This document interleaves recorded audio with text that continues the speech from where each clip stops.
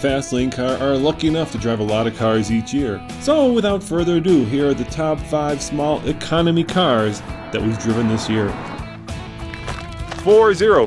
That's the magic number you have to keep in mind when reviewing cars like the new Chevy Cruze Eco, because 40 miles per gallon on the highway, that's a number that manufacturers like Honda, Ford, and of course Chevy are all trying to get to in this new segment of high efficiency non-hybrid cars. So does the Cruze make that magic number? I'll let you know by the end of this review. But in order to reach that goal, what Chevy did was they put the Volts engine, turbocharged it, 1.4 liters, 138 horsepower into the Cruze for a peppy and fun to drive powertrain.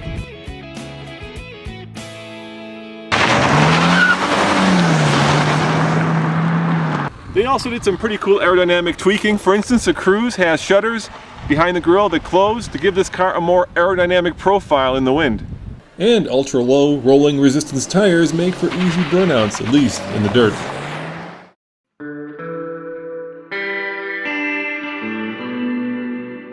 In the back, they added a spoiler, they lowered the car just a little bit, and perhaps least importantly of all, they stuck an Eco badge on it.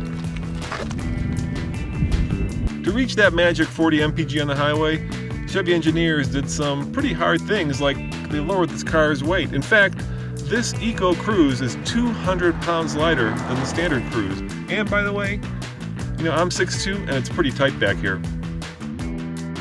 There are, however, 3 things that would keep me from buying this car. Number 1 is the seat. It feels like I'm sitting on 3 boulders covered by a fleece. The back of the seat pokes into me like a very angry Ukrainian masseuse. Number 2 is this armrest. As you can tell, it pulls forward, but it doesn't lock out. So every time I put my arm on it, it slowly slides back.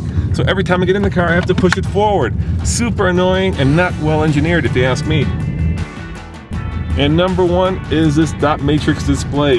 It looks like something out of a 1980s Pac-Man game. I'm just waiting for the little Pac-Man guy to come and eat these numbers, which is all a bit infuriating because the Cruze has direct and very responsive steering.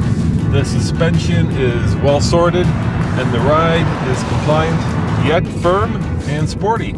So did Chevy manage to reach that magic 40 mpg on the highway? Well, the answer is yes and no. No in this car because I have the 6-speed automatic, which according to the EPA gets 26 in the city and 37 on the highway. If you want to reach that magic 40 mpg, you have to go with the manual.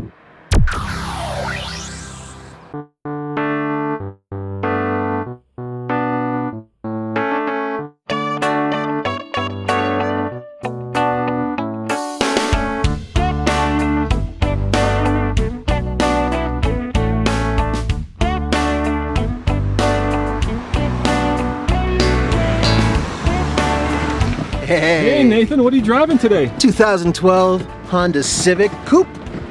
I gotta tell you, this is a gorgeous place. Where are we at? We're at Garden of the Gods, and it's in Colorado Springs. And you know, when I saw you pull up, I thought to myself, nice car, it looks just like the old car. Yeah, it does, doesn't it? This has actually got some crisp lines to it and slightly different physical geometry, but really, it looks a lot alike. Well, let's review it while we're here. What do you say? You got it, let's do it.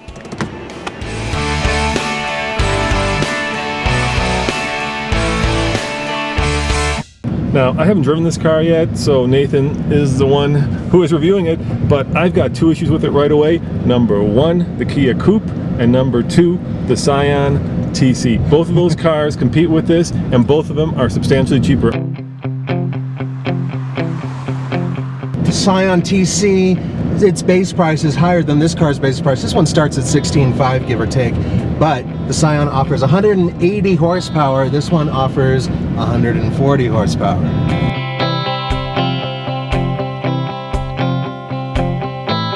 Full disclosure, I have a love affair with this car because when I was in college, I owned the SI version of this, and it was a hoot. Nathan, we're in Garden of the Gods, a lot of twisty roads. What's it feel like? Is it still as much fun to drive? Yeah, that's the one thing Honda did right, is that they didn't remove the Honda-ness of the car. It actually handles great. It's good steering feel. I love the shifter. It's just right. Good clutch, good planted feeling on the road, very tossable. Nathan, a 5-speed transmission in 2012, what is up with that? Okay, I have a theory about this. And you guys out there who are into Hondas can help me on this. The problem is the CRZ. Honda built this car to get the CRZ to get really good gas mileage. It does okay, and they put a 6-speed manual transmission in there to sort of aid it along its way. If this car had a 6-speed, it would be faster, handle better, and get better mileage than the CRZ. So I think that's why Honda held it back from this particular model. The SI does have a 6-speed. Yeah, and one of the things that Honda has always been known for are high revving, high fun engines. What's this one like? 140 horsepower, but it puts out 128 pound-feet of torque. Now, you know, that's a very typical Honda thing, low torque, high horsepower. And with a little VTEC engine, you have to spin it as much as you can, get over 6,000 RPM before you shift. I love that. Check that out. I mean, you know, at first when it came out, people were complaining about it, especially I noticed old people. So I'm sorry, old people, but this is actually a very youthful thing because the tach, which is really important when you're driving performance, right there, right in front of you. And what have you got against old people? I'm sure there are kids watching this that think we're old. No, you're old. I'm not. I'm a young spring chicken. All right, Nathan, bottom line on this car. TFL, we've got our scale of buy it, lease it, rent it, or forget it. Obvious, this is a huge car for Honda. Civic is one of their premier brands. Buy it, rent it, lease it, or forget it. I'd say buy it if it was the 4-door, lease it if it's the 2-door like this one. Well, that's about it, except for one more thing, and I think you know what that is. Yes, does Nathan fit? Let's find out. Nathan, do you fit? I fit. He fits in a Civic. Incredible. They're old, they're boring, they're slow. Well, we're going pretty slow ourselves, so I wouldn't be dissing the old folks. Every time I'm pulling out, you're doing 15 miles an hour, man. Yeah, I know, because the retiree in front of me jumped in front of me in a Lexus. It's not fair.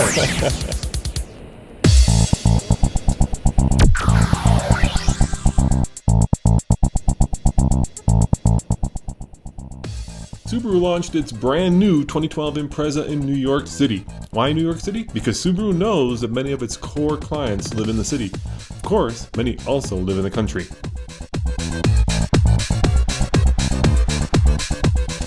This? Well, that's the new 2012 Subaru Impreza. This is Roman Micah, and this is a fast lane car. Let's take it for a first drive and see how it does. Oh yeah, it's the only all-wheel drive car in its segment. Subaru says the big story is that the new Impreza has the best gas mileage of any all-wheel drive car sold in America. We've improved the fuel economy over 30% to 27 city, 36 highway with all-wheel drive on our CVT models. That's, of course, the best fuel economy of any all-wheel drive car sold in America. The 2012 Subaru is actually the same length and the same width as the old car, but Subaru packages it better so that there are 2 more inches of room, and this is where you can really tell the back seat. I'm 6'2", and as you can tell, my feet, well, they fit. They're not happy, but they do fit. Is there more room back there, or is it just more roomy? So we moved some of the hardware that was under the load floor last year. We made the fuel tank a little bit smaller, which doesn't affect the cruising range. It's actually greater, but that allowed us to move that stuff out of the way and drop the load floor. So now it's completely flat. It's a little bit lower. We've gone to a tilt adjustable headrest. I think you're unique in that. It's pretty cool. Show me that. That's going to tilt forward a number, about 5 D10s, 4 or 5, and then when you reach the end, you can go one more and bring it back forward. This may sound strange, but I've driven both the 5-speed and now the CVT, and I actually like the CVT better. The 5-speed seems underpowered and in some ways underwhelming, whereas the CVT, oddly enough, is lively and a little bit more sporty. So this is the new 150 horsepower engine? 148 horsepower FB series engine. The best way to describe the new power of this Impreza's engine, well, it's adequate. Now, strap a turbo on it, add, about 120 more horsepower, and you've really got something. What is that something? Hopefully, in 2 years, the new WRX and STI. This is its own car. WRX STI, I think it was what we previously announced. They kind of split off at this point in time. So last year, we redesigned both of those models. We went to the wide body on the WRX, and then the STI, we went to offering a sedan as well. So those cars got a lot of updates last year, so they're going to hang around a little bit longer. At the end of the day, the simple fact remains that if you want an all-wheel drive car in this segment, the Impreza is the only way to go. Oren Micah reporting for TFLcar.com. These little tabs right here at the end of the roof rails, what's that all about? So we did a number of things to reduce the drag and improve the fuel economy on Impreza. And so one thing we found is that when we added this feature in our aerodynamics testing, that adding this little bump smooths out the airflow and increases the highway fuel economy 1 mile per gallon from what it would have been otherwise. That's crazy. That little hump right there increases it by 1 mpg. Yeah, that's correct. Wow.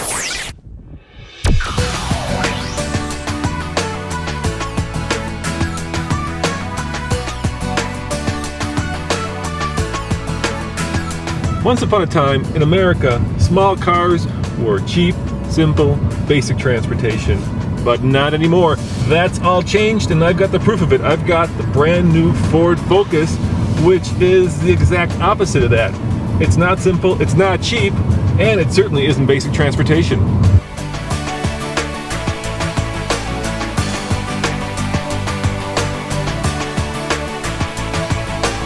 It's got a sophisticated dual clutch 6-speed transmission, which is something you only could get on crazy expensive sports cars once upon a time. It's got all the stuff that you would expect to have in a car costing thousands more.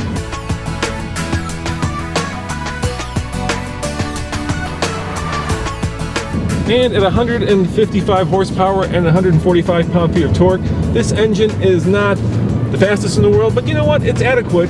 It doesn't get 40 miles to the gallon unless you get the special high-efficiency model. It has really nice soft touch materials, and perhaps best of all, it has that European styling that makes this, in my mind, one of the nicest cars in this segment. I wonder what Nathan brought.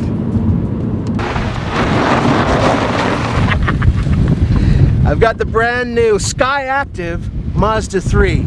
Pretty cool.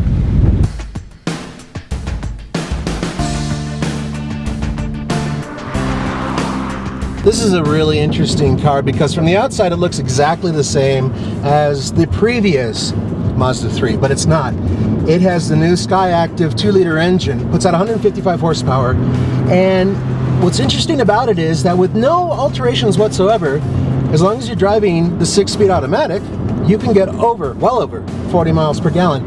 I have the awesome, and I mean it, awesome, manual transmission 6-speed.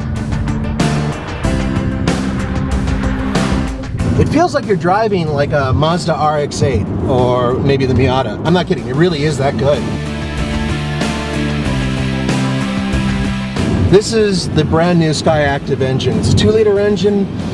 It seems to be a regular everyday engine until you realize exactly what it is, which it is direct injection, and it's super, super high compression. Simply put, you need very little gas to produce an awful lot of RPM and an awful lot of power for such a small engine.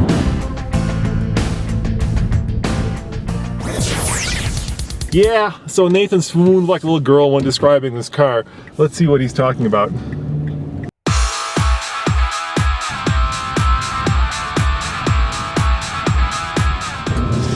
Oh, I hate to admit it, but Nathan is right. This transmission is tight, the steering is precise, and the ride, well, it's well dampened, and going around these turns, this feels like I'm driving not a small car, but the RX-8.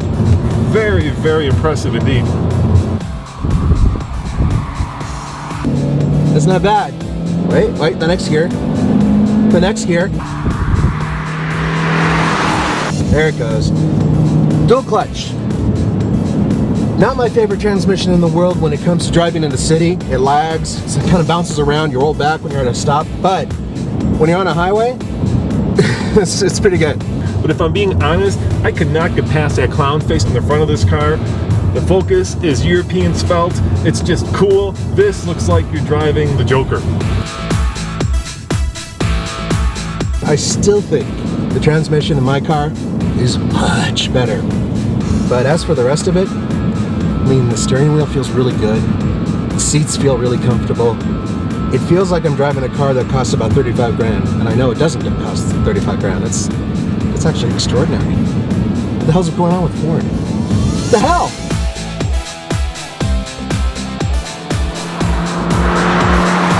I just can't get past the sea of black plastic. There is no design. There's like 3,000 buttons. Some designer threw them on the dash and said, here is your Mazda 3, enjoy. The Ford has style, it has presence, and it makes me feel like I'm driving a much more expensive car. But for my 24K, I'd rather be in something that makes me feel special versus something that drives well but makes me feel like I'm driving a clown car.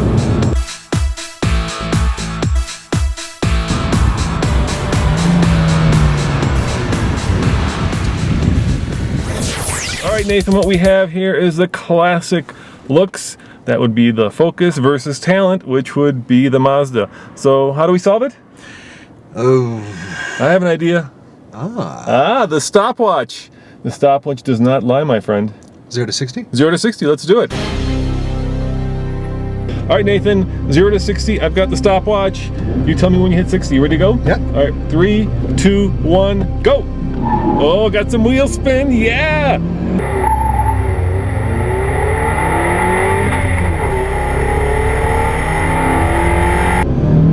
Go Mazda, go. Whoa, rough shifting. Are we at 60 yet?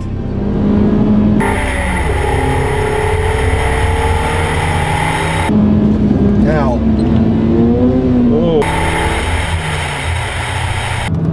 Read and weep, Nathan, 10.81. That's not that fast, but we are at over 5,000 feet of elevation. Yeah, we're nearly 6,000 feet, so that's lost a lot of horsepower, but trust me, it wasn't bad. Dual clutch, 2 words. That's all I gotta say. Dual clutch. Yeah, we'll see how what it happens does. with your dual clutch. We'll see what happens. Okay, ready here. 3, 2, 1, go! Oh, it bogged down a little bit.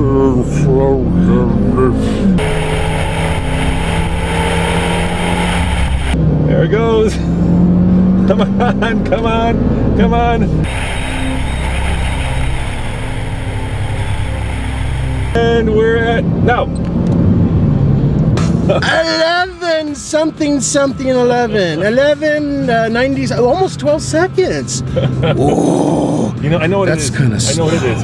I put bad gas in here. It's bad gas in here. Yeah. All right, Nathan, you got me on that one, but that's nothing to brag about. 0 to 60 in 10 to 12 seconds. Yeah, well, these cars aren't really made for high speed. They're made for economy, they're made for comfort, they're made for everyday use. So which one's better? I have it. Okay. Which one's nicer to look at? Ford. Which one has a nicer interior? Ford. Which one handles better? Mazda. Which one's faster? Mazda. So which one's best? Ford. Mazda. All right, on that, we'll leave it. See you guys next time.